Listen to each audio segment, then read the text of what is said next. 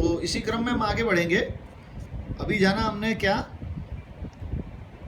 World of trade and commerce की क्या philosophy और साइकोलॉजी होती है वो हमने जाना। इम्पल्स को वो क्या मानते हैं, फीलिंग्स को क्या मानते हैं, इमोशंस को वो नेगेशन ऑफ मैग्नेटिज्म मानते हैं, अर्थात सक्सेस में इसको हिंड्रेंस मानते हैं, सक्सेस में सफलता में ये बाधा मानते हैं। आगे चलें। The dealer asks as much, देखिए इनका व्यवहार कैसा होता है। The dealer asks as much as he thinks, बेचने वाला जो होता है शॉपकीपर यानी दुकान बेचने वाला विक्रेता, वो जितना हो सकता है, जितना वो मांग सकता है उतना क्या मांग करता है, ग्राहक से, कस्टमर से, बोलो, मांगता है। एज ही थिंक्स, जैसा वो चाहता है, नियमों को भी तोड़ करके, यानी प्राइस क्या है उसकी, वास्तव में क्या है, लेकिन उसके जज के मुझे इतने बेचना तो उतने में ही क्या करता है, मांगता, उतनी rate.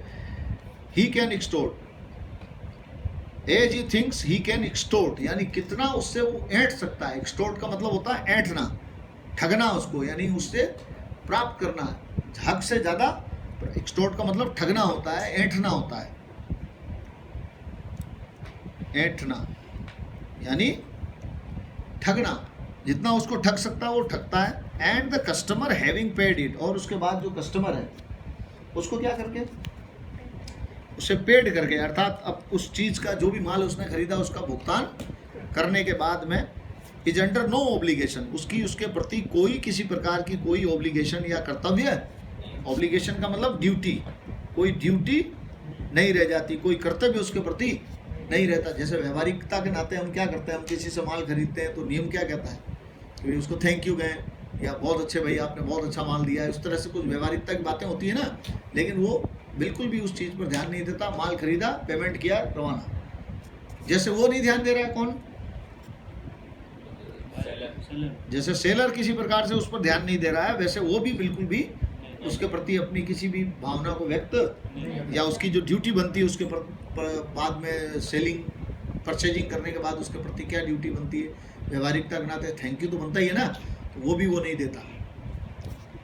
What ever to the dealer, यानी जो भी उसके, वॉट एवर माने जो भी देखो, एक जानकारी की बात हम यहाँ देख रहे हैं, कोई भी WH वर्ड सुन लो, यहाँ पर कोई भी WH वर्ड के पीछे अगर एवर आ रहा है तो इस एवर का अर्थ तो क्या होगा, भी, और आगे क्या है वो उसके अनुसार लगाना है। जैसे व्हेनेवर, जब भी, है ना, हाउएवर, जैसे भी, आया समझ में, वेयरएवर, जहां भी, ये जानकारी की बात है। क्या बताया, क्या जानकारी हुई, जब किसी भी वर्ड के एंड में अगर क्या आ रहा है, किसी भी WH वर्ड के एंड में क्या आ रहा है, एवर आ रहा है, तो उस एवर का अर्थ क्या लगाएंगे, भी, और उस जो भी WH वर्ड है उसको एज ए रिलेटिव प्रोनाउन आपको अर्थ निकालना है, वहाँ पे क से नहीं निकालना है, ज से निकालना। नहीं समझ में आया, जैसे यहाँ क्या है, वॉट एवर, जो भी, नहीं समझ में आया।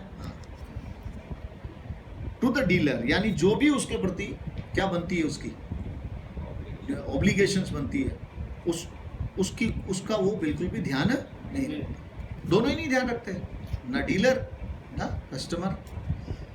द नरेटिव, अब आगे बात कर रहा है, द नरेटिव यानी ये जो स्टोरी है, is a perfect blend of fancy, ये एक परफेक्ट ब्लेंड है, ब्लेंड का मतलब मिक्सिंग, मिश्रण, जिसको हम कहते हैं मिश्रण, है ना। ब्लेंड का मतलब क्या हुआ, मिश्रण, यानी मिक्सिंग है। और फैंसी किसका किसका, एक तो कल्पना है इसके अंदर, क्या है, फैंसी है, कल्पनाशीलता है, इसके अलावा ह्यूमर भी है इसके अंदर, हास्य भी है, हंसी भी आएगी, एंड सटायर और व्यंग, इन तीन चीज़ों का इसमें मिश्रण है। तो ये देखा अभी हमने क्या, अबाउट द लेसन। इस लेसन में कुल मिला के हम क्या पढ़ने जा रहे हैं कि किस तरह से व्यक्ति जो है अपने रिकंसिडरेशन की जो एक उसकी भावना होती है, रिकंसिडरेशन की जो उसकी आदत होती है, किसी भी विचार के आने पर, नेगेटिव विचार आए, सुनिए इधर, तो हमें रिकंसिडरेशन करना बेटर होगा, हमारे लिए वो क्या होगा, अच्छा होगा। लेकिन नेगेटिव थॉट उसके मन में आती है तब वो रिकंसिडरेशन नहीं करता, जहाँ उसको रिक्वायर्ड है। लेकिन जब पॉजिटिव थॉट आती है, कुछ अच्छा करने का मन में आता है, नेक करने का, तो वो क्या करता है, रिकंसिडर करता है कि क्या मुझे ऐसा करना चाहिए या नहीं करना चाहिए, लोगों से पूछता है, सलाह भी लेता है। नेगेटिव काम करते समय सलाह नहीं देता है, ले तो बच जाए, तो रुक जाए उससे।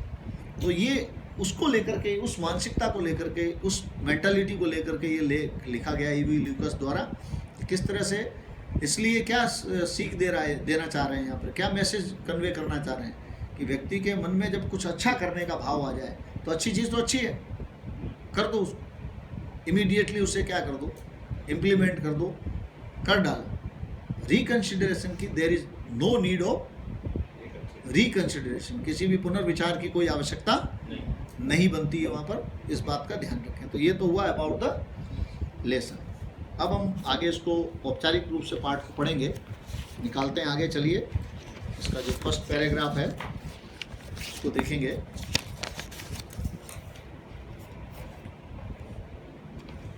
थर्ड थॉट, जैसा कि टाइटल आपने पढ़ा भी जाना। अब हम इसका जो औपचारिक रूप से शुरुआत करते हैं। This story was told to me by a friend. Writer कह रहा है कि ये स्टोरी जो है ये मुझे सुनाई गई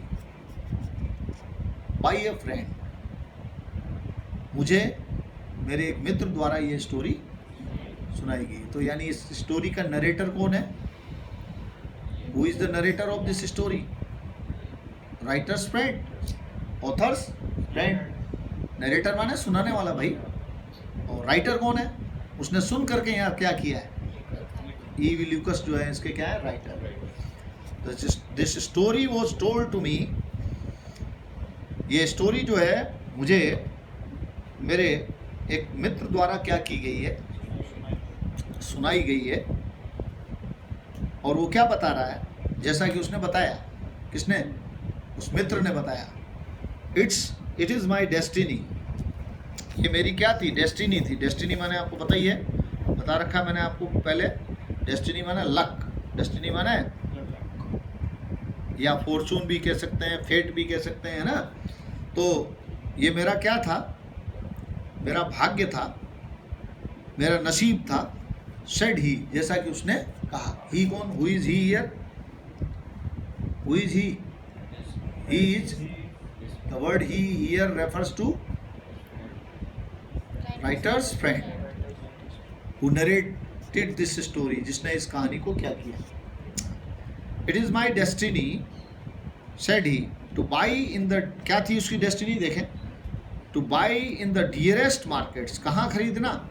सबसे महंगे मार्केट में खरीदना। डियरेस्ट का मतलब यहाँ क्या हुआ?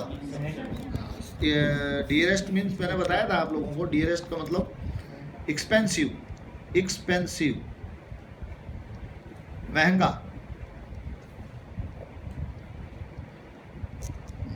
क्या मतलब होता है इसका?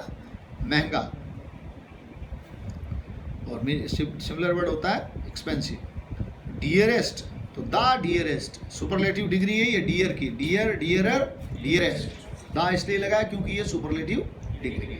तो लक क्या था उसका? इट इज़ माई डेस्टिनी, जैसा उसने बताया। इसके फ्रेंड का क्या लक था? भाग्य क्या था? To buy in the dearest markets and to sell. और सबसे पहली बात तो खरीदना कहाँ? सबसे महंगे मार्केट में। और एंड टू सेल, अगर बेचना पड़ा, इफ आई सक्सीड इन, अगर मैं इसको बेचने में क्या हो गया? कामयाब हो गया। सक्सीड माने जानते हैं आप, ये फर्स्ट फॉर्म है इसकी। सक्सीड, सक्सीडेड, सक्सीडेड, 3 फॉर्म होती है। ईडी लगता है पीछे तक।